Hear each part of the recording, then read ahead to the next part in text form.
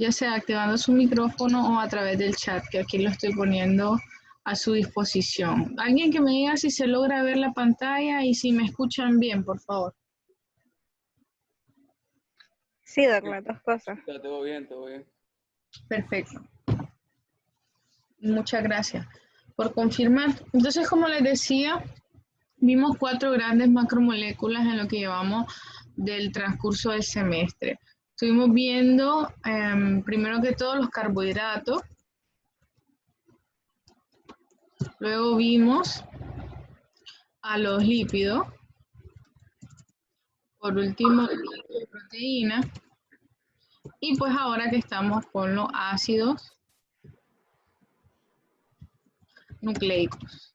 De cada uno de ellos estudiamos las pequeñas piezas que los conformaban. Como macromoléculas tienen que ser construidas a partir de moléculas de un menor tamaño, porque no las podemos hacer, ¿verdad?, de la nada y construir, por ejemplo, construir un edificio no lo vas a hacer con una sola pieza, tenés que hacerlo mediante la fusión de otras pequeñas piezas.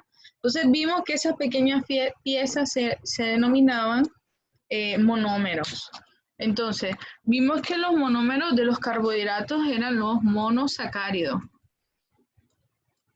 dentro de los cuales pues uno de los más importantes que estudiamos fue la glucosa, que es la más relevante para lo que es el metabolismo energético dentro de la célula viva.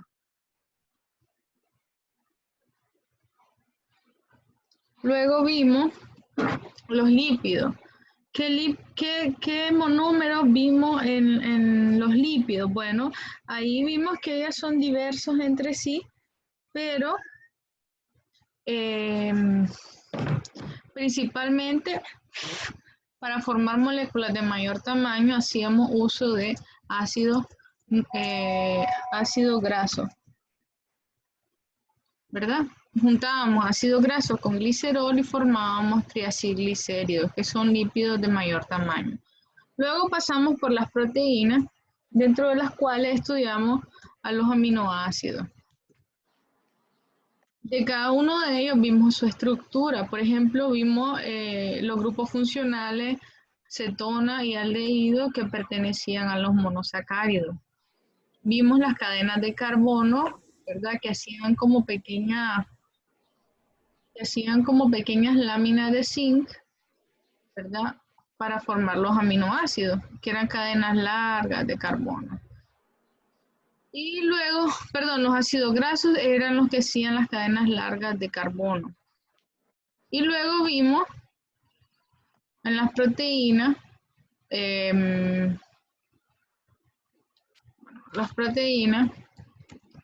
estudiamos los aminoácidos.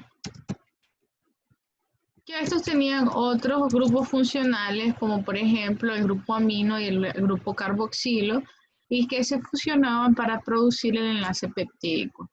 Bueno, hoy vamos a empezar la última macromolécula de importancia biológica, que son los ácidos nucleicos. Ellos tienen funciones muy importantes, muy distintas a las que estudiamos anteriormente, y tienen monómeros que se denominan nucleótidos, de los cuales vamos a estudiar el día de hoy lo que es su estructura. Ahora, pongan mucha atención porque son moléculas que están hechas de otras moléculas, y pues para que tengan toda la comprensión del tema, necesito, ¿verdad?, que estén participando un poco más de lo que estamos usualmente acostumbrados. Entonces, como les decía, los nucleótidos son subunidades para construir las grandes moléculas llamadas ácidos nucleicos. Estas unidades están hechas a su vez de 3 porciones. Generalmente tenemos un azúcar, que es una pentosa. Pentosa quiere decir que tiene 1, 2, 3, 4, 5 carbonos. Y esta se va a fusionar con otras 2 partes pequeñas, lo que es la base nitrogenada y lo que es un grupo fosfato. ¿Pero qué es una base nitrogenada? Bueno, como su nombre lo dice, Ellas son pequeñas estructuras que están conformadas por esqueletos de carbono, pero que están alternados con átomos de nitrógeno. Por eso se le llaman bases nitrogenadas. Y de estas bases nitrogenadas tenemos dos grupos. Tenemos las purinas y las pirimidinas. Las purinas se caracterizan porque en su estructura espacial forman una estructura de doble anillo, ambas purinas, y ellas se denominan guanina y adenina. En cambio, dentro de las bases nitrogenadas están las pirimidinas, que están hechas de anillos simples, y se ven más o menos así. Las bases nitrogenadas que pertenecen al grupo de las pirimidinas se denominan citosina, timina y uracilo. Y bueno, entonces, en dependencia, ¿verdad?, de cuál base nitrogenada va a estar formando este nucleótido, es el nombre que le vamos a dar al nucleótido. Por último, el último componente de los nucleótidos es el grupo fosfato. Este grupo fosfato determina de que estas moléculas tengan o no cierto potencial energético. Vamos a estudiar acá que una de lo que nosotros hemos llamado hasta ahora gasolina química para la célula es en realidad o pertenece en realidad al grupo de los nucleótidos. Entonces ahorita vamos a ir viendo poco a poco las funciones que tienen estas moléculas, así como más a profundidad su estructura. Ahora, dentro de las pentosas que pueden pertenecer a los nucleótidos tenemos dos tipos. Las más importantes son la ribosa y la desoxirribosa, que pues en dependencia del tipo de ácido nucleico se van a fusionar con las bases nitrogenadas y con los grupos fosfato.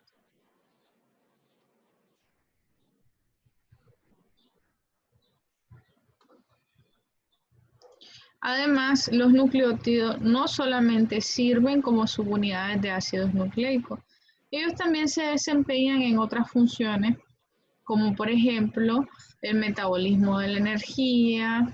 Ellos son utilizados durante la síntesis de proteínas.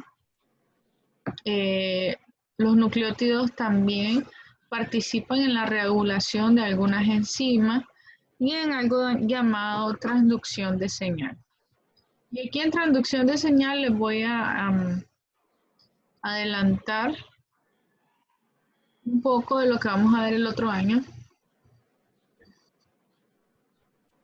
En la transducción de señal vamos a ver que eso se define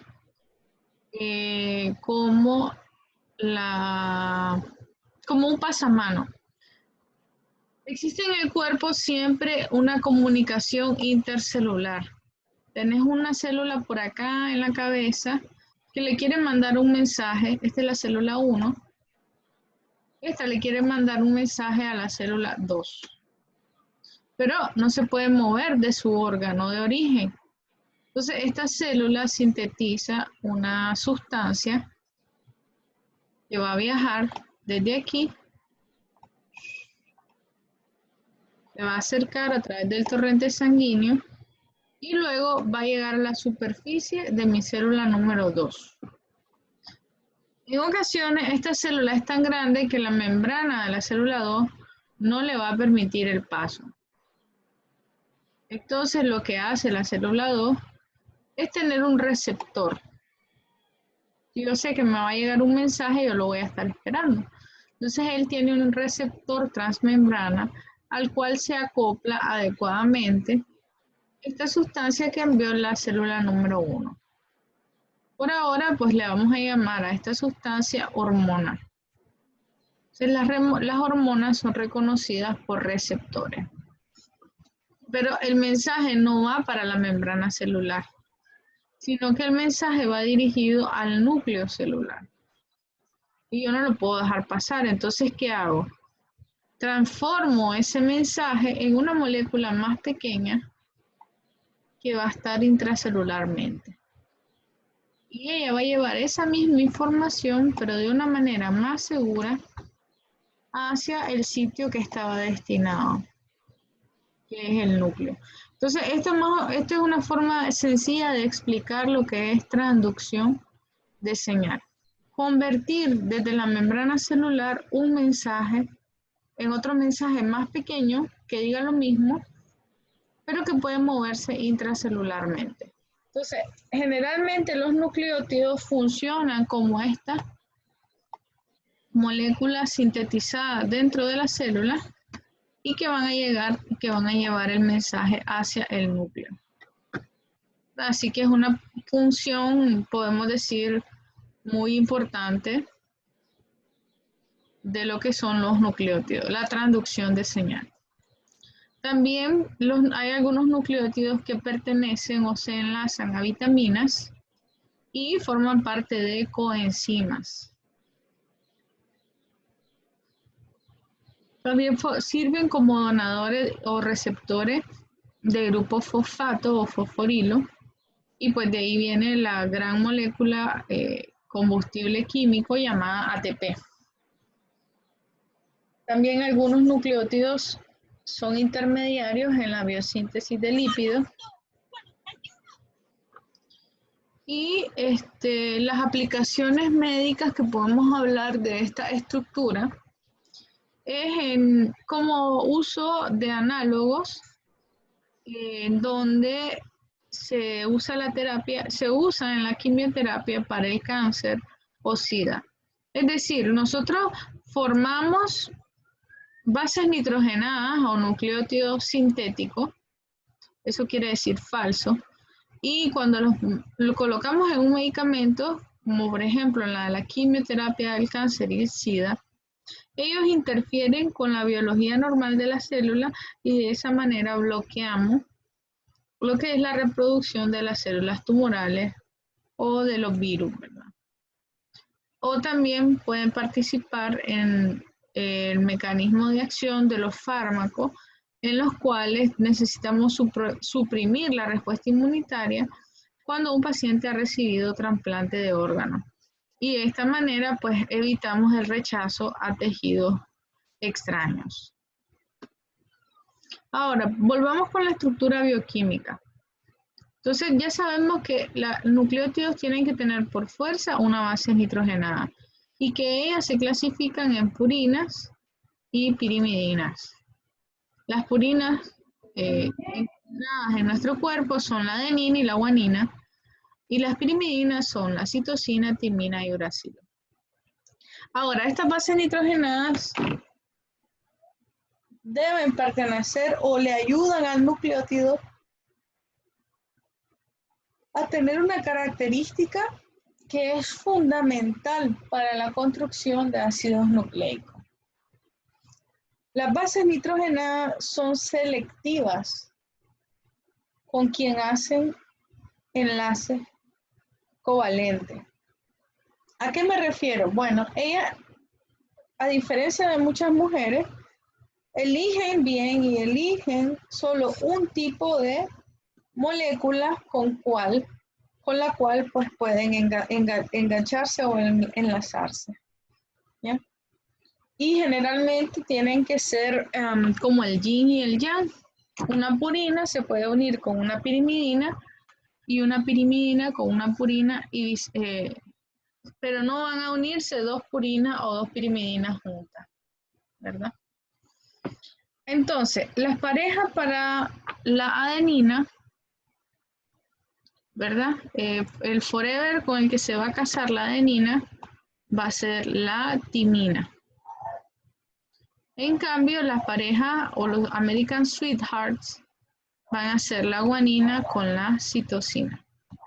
Esto pues si estamos en una molécula de ADN. Si estamos en un ARN no tenemos timina, por lo tanto la adenina se queda con sus peores nada, es decir, el uracilo.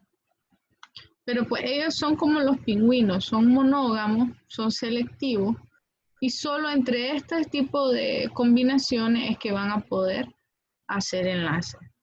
Entonces, esta característica, vamos a ver más adelante, ayuda a que cuando construyamos la molécula de ADN, la información de las dos hebras diga exactamente lo mismo. ¿Por qué? Porque las bases nitrogenadas van a ser complementarias entre sí, porque solo pueden hacer reacciones o enlaces entre ellas, entre la adenina y la timina y la guanina con la citosina. No sé si eso les quedó claro. ¿Preguntas hasta aquí? Bien, continúo. Doctora, Dígame. y entonces en el ácido ribonucleico solo se va a cambiar el uracilo por bueno, la timina por el uracilo. Así, el uracilo por la timina. Sí. Es decir, no hay timina. Ok. ¿Alguna otra pregunta, chicos?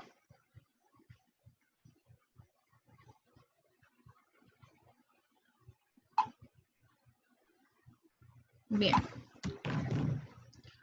Entonces, ahora, estas bases nitrogenadas tienen ¿cómo les digo? La característica que pueden hacer algo llamado tautomerismo. El tautomerismo es la capacidad de intercambiar grupos funcionales, amino y grupos funcionales hidroxilo o carboxilo. ¿Por qué esto es importante? Bueno, cuando vos estás construyendo una secuencia de ADN en la cual vos tenés un orden aleatorio, por ejemplo, aquí tenés adenina, aquí tenés timina, después vienen 40 timinas y después... Entonces la molécula tiene las bases nitrogenadas para formar nucleótidos ahí, aleatorias. Hay cierto momento en el cual yo necesito muchas adeninas para poder emparejarlas con la timina, pero no tengo ninguna disponible de manera libre. Entonces ellas pueden hacer tautomerismo para suplir esa demanda y continuar con la replicación o con con la replicación de ADN. ¿Cuál es la característica o la importancia del isomerismo? Perdón, del tautomerismo. Uno, pues, no requiere de una enzima. Ellos lo pueden realizar entre sí de manera espontánea. Y dos, por no necesitar una enzima y ser espontáneo, no requieren energía, ¿verdad? Entonces ellos pueden intercambiarse entre sus tipos sin necesidad ni de enzima ni de energía. Y eso es algo que muy pocas moléculas realizan y que cabe que merece, ¿verdad?, ser mencionado. Preguntas acerca del tautomerismo.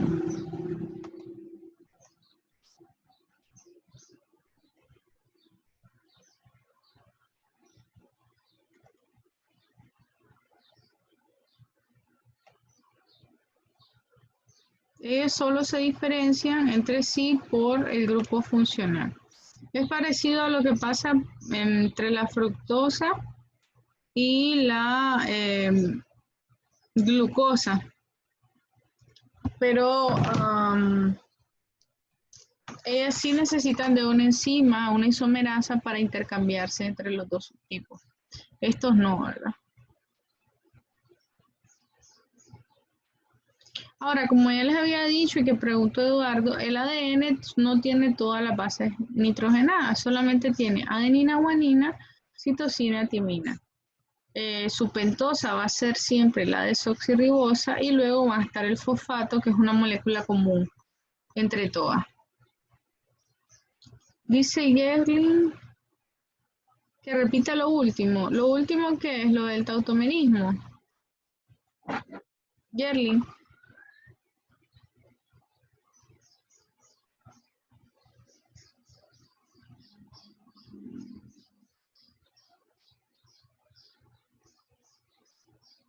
Entonces, miren, el tautomerismo es la capacidad que tienen estas bases nitrogenadas, por ejemplo, la adenina y la guanina, que son purinas, entre ellos son tautómeros.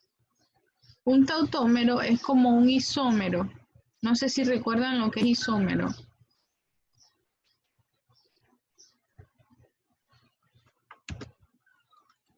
Que son moléculas que tienen pequeñas diferencias entre sí.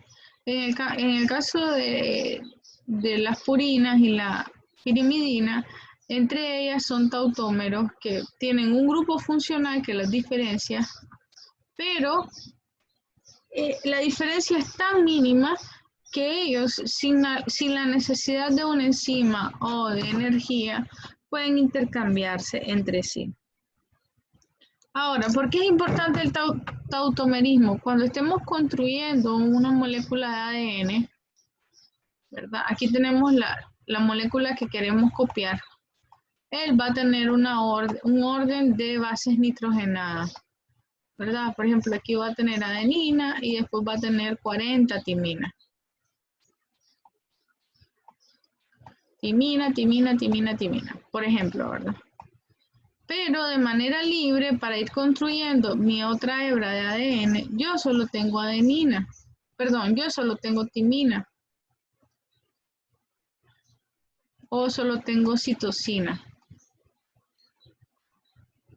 Y yo en realidad necesito, para unir con esta timina, tengo que tener...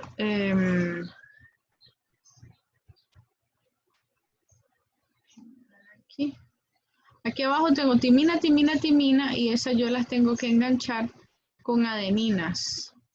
Pero de manera libre solamente tengo citosina. Entonces, la citosina tiene tautomerismo con la timina. Es decir, se pueden interconvertir ante la necesidad. Entonces, ella, gracias al tautomerismo, se convierte en... Ay, espérenme.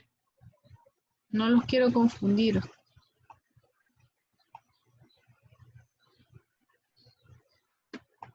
Acá tienen guanina, perdón. Pero a mí no me sirven guaninas porque en esta otra hebra de ADN yo necesito adeninas que sean engasadas con estas timinas que están acá abajo. Entonces, estas guaninas van a hacer tautomerismo y aplican su tautomerismo y se van a interconvertir en adenina debido a su pequeña diferencia que tienen de grupos funcionales. Entonces, cuando yo ya tengo mis adeninas interconvertidas, entonces yo puedo continuar construyendo mi molécula de ADN.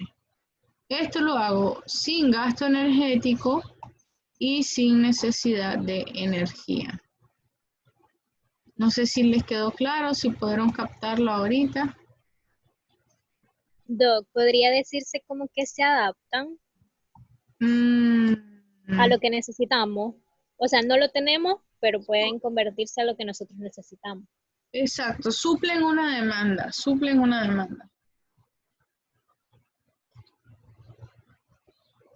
Así es. Es como que si ustedes el guaro lo pudieran convertir en alcohol gel, si fuese un tautómero. Ahorita suplirías la demanda que tiene la gente.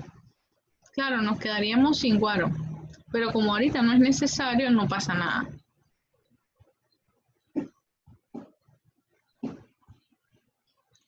Y bueno, esto ya lo dije acerca de qué bases nitrogenadas pertenecen a la molécula de ADN y las bases nitrogenadas que tenemos en el ARN, que son las mismas con excepción de la timina, que es reemplazada por el uracilo. Acá también el ARN va a tener una pentosa ligeramente distinta a la del ADN. La diferencia es que la ribosa tiene este grupo funcional OH, en cambio la desoxirribosa tiene hidrógeno en esta posición. Por eso se le llama casualmente desoxirribosa, porque es una ribosa sin un oxígeno.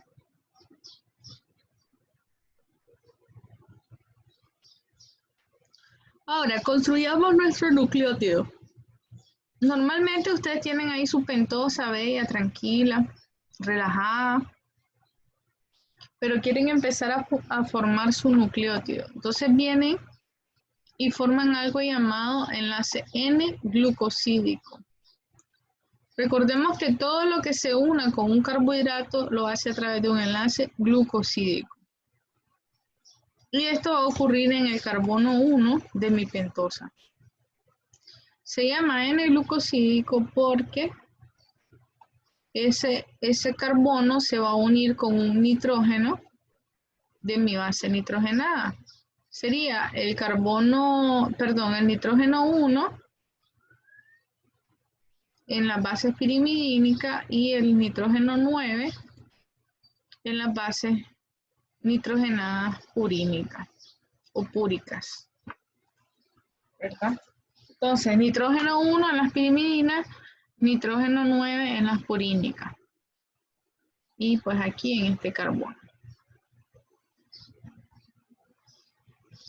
Este enlace glucosídico va a formar esta primera molécula que se llama nucleócido. El nucleócido está conformado únicamente por la base nitrogenada y la pentosa.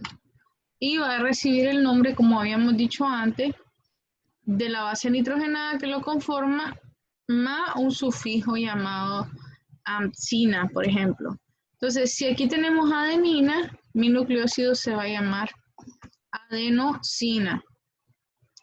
Si acá nuestra base nitrogenada se llama guanina, el nucleótido se va a llamar guano. Cine. Y luego pues, esto está un poco modificado y se llama citidina y uridina. Entonces, los nucleócidos pueden ser tanto ribonucleócidos o desoxirribonucleócidos. En estas estructuras estamos viendo ribosa porque tienen ese grupo de oxígeno ahí. Entonces, por ejemplo, sería una adenosina, porque esta es una base purínica, que es la adenina, y como no hay grupo fosfato acá, entonces es un nucleócido, se va a llamar adenosina. Pero bueno, para formar el ATP, para formar los ácidos nucleicos, yo necesito nucleótidos, no nucleócidos. Entonces le agrego, además de la base nitrogenada, le pongo un grupo fosfato, ¿verdad? Que tiene fósforo en su estructura. Este grupo fosfato se va a unir mediante enlace éster al carbono 5 de mi pentosa. Aquí tenemos carbono 1, 2, 3, 4, 5. Y así pues ya va a estar bien elaborado o bien construido mi nucleótido. Por hidrólisis, es decir, ante la presencia de agua, algunos nucleótidos se pueden romper en cualquiera de sus dos partes. Si se rompe a nivel del grupo fosfato y solamente me queda un nucleócido, entonces eso generalmente libera energía y se hace mediante un mecanismo de hidrólisis alcalina. En cambio, en la hidrólisis ácida se va a separar la base nitrogenada y queda la pentosa con el grupo fosfato. ¿Preguntas hasta aquí? Entonces aquí tienen un ejemplo de la variedad de nucleótidos que podemos tener en dependencia de la cantidad de grupos fosfato, ¿verdad? Porque no solamente vas a poder agregar un grupo fosfato, puedes agregar hasta 3. Entonces aquí yo tengo una adenina, tengo una pentosa que sería una ribosa por la presencia de oxígeno y tendríamos 1, 2, 3 grupos fosfato. Si tiene un grupo fosfato se le llama adenosina monofosfato. Si tiene 2, se le denomina adenosina bifosfato. Y si tiene 3, se denomina adenosina 3-fosfato.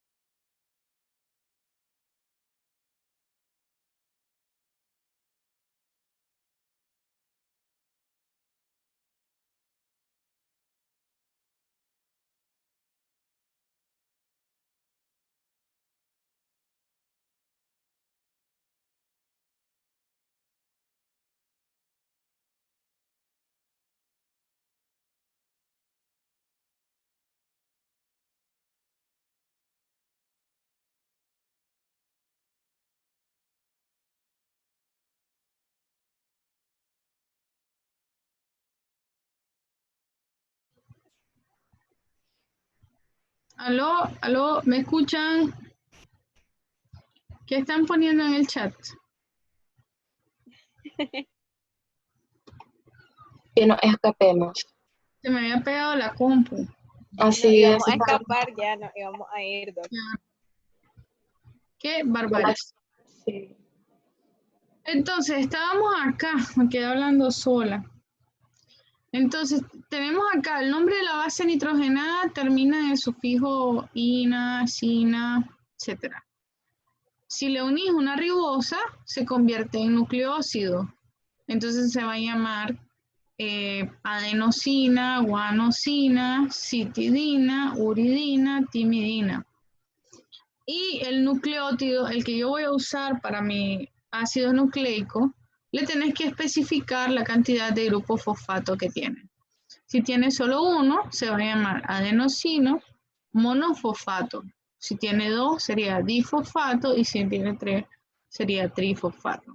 Entonces, voilà, el ATP es mi molécula o mi nucleótido por excelencia, del cual obtenemos energía, y pertenece a este grupo de molécula que se llama nucleótido.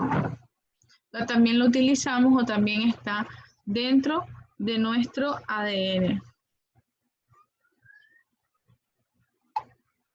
Ahora, existe un grupo de moléculas llamadas nucleótido no nucleótido. Se refiere a que ellos van a cumplir sus funciones fuera del núcleo. Por eso se llaman nucleótidos no nucleótidos. Ellos pueden actuar formando o haciendo principalmente estos 3 tipos de funciones, como reguladores metabólicos, como activadores de enzimas o como coenzimas.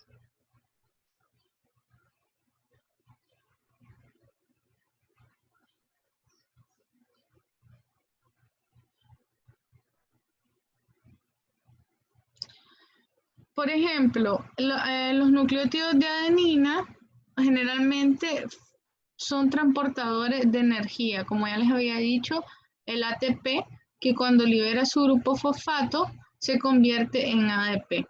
Chavalos, se está acabando el tiempo. Nos desconectamos y nos volvemos a conectar ahorita para continuar la clase. Please. Dele, dele.